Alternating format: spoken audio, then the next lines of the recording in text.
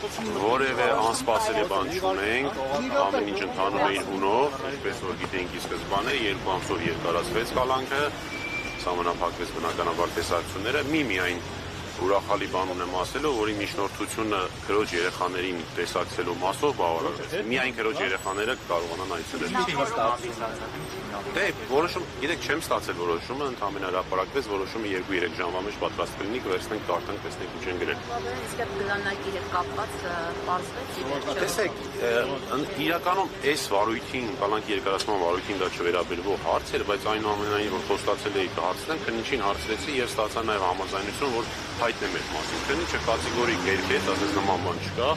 ոչ մի ապացույց չի կորել իրական վարույթ։ Ասում եմ, թե այո, ասեցի, կարող եմ հայտնել լրատվամիջոցները հարցնում են, ասեց այո, կարող եք, որտեղ խնդիր չի։ Ում տեսնել իսկապես։ Հիմա այս փուլում չեն կարող։ Դա երբ որ ըստ էության քննության ժամանակը, արդեն այդ ժամանակը տեսնենք։ Այս փուլում չեն կարող։ Բնականաբար, իհարկե։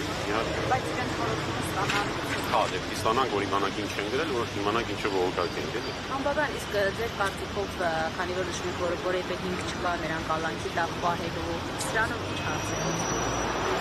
Սրանով շարունակում է եկեղեցու դեմ ճնշումները, սրանով շարունակում է Արշակ Սրբազանի նկատմամբ այս ամեն ինչ ինչ որ արվում էր, շատ վաղուց սկսված, այս ամեն ինչ։ Այսինքն թե լինի ազատության մեջ ինչ կլինի, սրանով եւ եթե անազատության մեջ էին։ Այդ հարցերը դիտակ ապօրինի անազատության մեջ պահողներին եւ նման հրաման տվողներին։ Ես ինչ գիտեմ ինասոտքով ինչ ասել։ Այս պահին չունենք որոշում, այս պահին միայն եզրափակիչ մասն հրապարակում, որ երկարացում։ Շնորհակալ եմ։